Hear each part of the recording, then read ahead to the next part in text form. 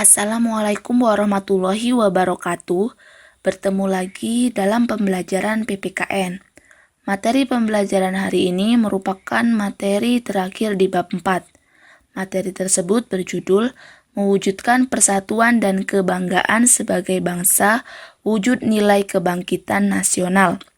Dan submateri C ini akan membahas dua bagian.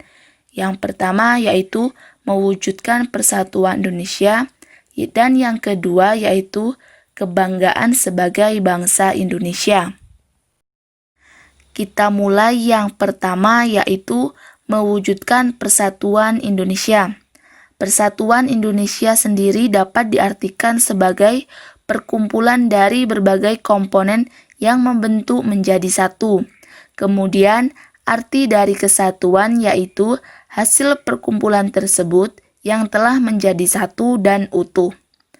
Arti dari gabungan keduanya yaitu bersatunya macam-macam corak yang beraneka ragam menjadi satu kebulatan yang utuh dan serasi. Hal itu disebut dengan persatuan dan kesatuan. Lanjutan materi yang pertama tadi. Ada 4 tahap-tahap pembinaan persatuan bangsa Indonesia. Yang pertama, perasaan senasib.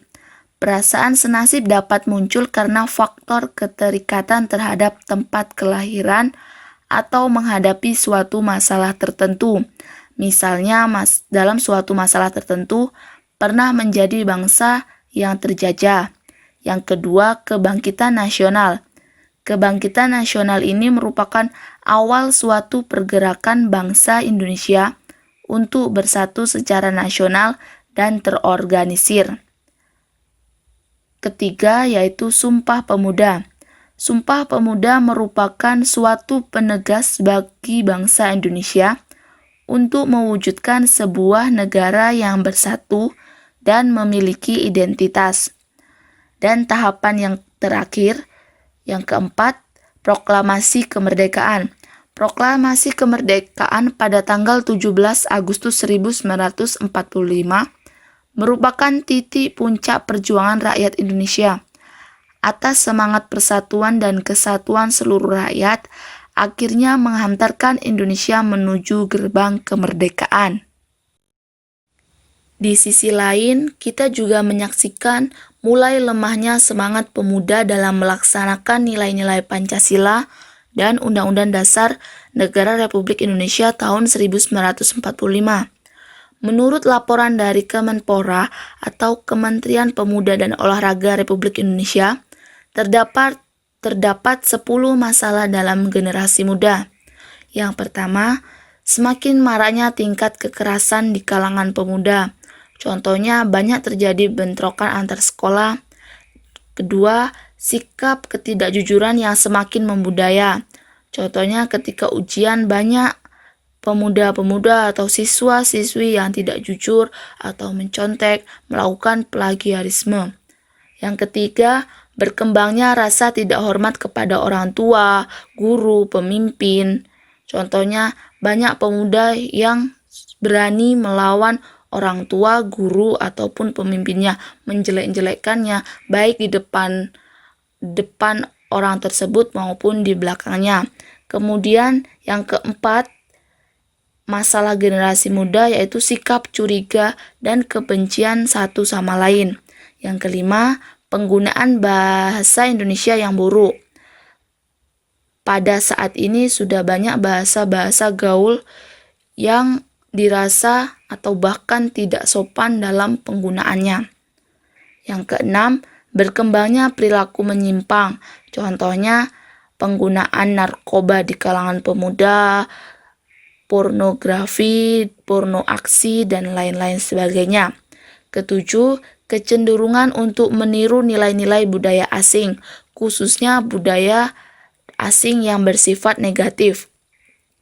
Kedelapan, melemahnya idealisme, patriotisme, nasionalisme, dan semangat kebangsaan. 9. Meningkatnya sikap pragmatisme dan hedonisme.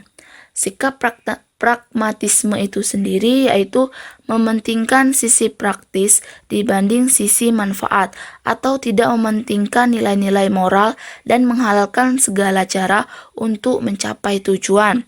Contoh sikap pragmatisme pada saat ini yaitu tawuran pelajar. Tawuran pelajar yang seharusnya jika ada masalah pelajar tersebut menyelesaikan dengan cara musyawarah, tetapi karena untuk mendapatkan nilai atau sisi praktisnya tanpa melihat nilai-nilai moralnya, maka dia melakukan tawuran. Kemudian sikap hedonisme. Sikap hedonisme ini yaitu kesenangan dan kenikmatan materi adalah tujuan hidupnya. Contohnya menghambur-hamburkan uang, berpesta pora, dan lain-lain sebagainya. 10. Banyak melanggar ajaran-ajaran agama atau mulai tidak dilakukannya atau sudah tidak peduli, sudah melanggar ajaran-ajaran agama di agamanya masing-masing.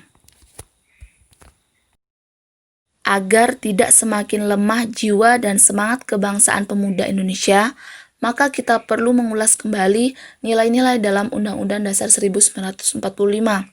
Di sini akan dijelaskan beberapa contoh sikap positif yang berkaitan dengan nilai-nilai kebangsaan dalam Undang-Undang Dasar 1945. Yang pertama yaitu nilai religius. Nilainya percaya dan takwa kepada Tuhan Yang Maha Esa, saling menghormati dan bekerja sama antara pemeluk agama dan pemeluk agama yang berbeda, saling menghormati kebebasan menjalankan ibadah, tidak memaksakan suatu agama atau kepercayaan kepada orang lain. Nilai yang kedua yaitu nilai kemanusiaan, mengakui persamaan derajat dan persamaan hak. Kemudian mengembangkan sikap tenggang rasa, gemar melakukan kegiatan kemanusiaan, dan menjunjung tinggi nilai kemanusiaan. Nilai yang ketiga yaitu nilai produktivitas, perlindungan terhadap masyarakat dalam beraktivitas menuju kemakmuran, dan selanjutnya sarana dan prasarana yang mampu mendorong masyarakat untuk kreatif dan produktif. Nilai selanjutnya yaitu nilai keseimbangan yang keempat. Nilainya antara lain menjalankan hak dan kewajiban sebagai warga negara yang proporsional atau seimbang, tidak memaksakan kehendak, saling tolong-menolong, toleransi, hidup damai dan rukun. Keseimbangan antara kehidupan jasmani dan rohani. Nilai yang kelima, nilai demokrasi. Demokrasi ini merupakan kedaulatan yang dari rakyat, untuk rakyat, oleh rakyat. Dalam artian lain, rakyat memiliki tanggung jawab dalam penyelenggaraan pemerintahan, sehingga terwujud persatuan dan kesatuan. Pilar dalam membangun persatuan dan kesatuan dalam nilai demokrasi yaitu yang pertama rasa cinta tanah air, selanjutnya jiwa patriot bangsa, tercapainya kesejahteraan bagi seluruh rakyat, dan tumbuhnya kebanggaan sebagai bangsa Indonesia. Nilai selanjutnya, nilai yang keenam, nilai kesamaan derajat. Hal ini berkaitan dengan hak asasi manusia. Nilainya yaitu bebas mengeluarkan pendapat, kebebasan beragama, bebas dari perlakuan tidak manusiawi, hak untuk mendapatkan hidup yang layak, hak untuk mendapatkan pendidikan, dan lain-lain sebagainya. Kemudian nilai yang terakhir, yang ketujuh, yaitu nilai ketaatan hukum. Setiap warga negara wajib mentaati hukum. Adanya persamaan di depan hukum tanpa melihat kekuasaan atau suatu politik tertentu. Pembahasan yang kedua dalam submateri C yaitu kebanggaan sebagai bangsa Indonesia. Sebelum membahas materi ini, terlebih dahulu saya akan bertanya ke kalian, apakah kalian bangga menjadi bangsa Indonesia? Dan kemudian bagaimana perilaku kalian yang menunjukkan rasa bangga terhadap negara Indonesia? Nah, silakan dijawab dan direnungkan dalam diri kalian masing-masing. Melanjutkan pertanyaan sebelumnya, jika kalian tanya ke saya, apakah saya bangga terhadap bangsa Indonesia?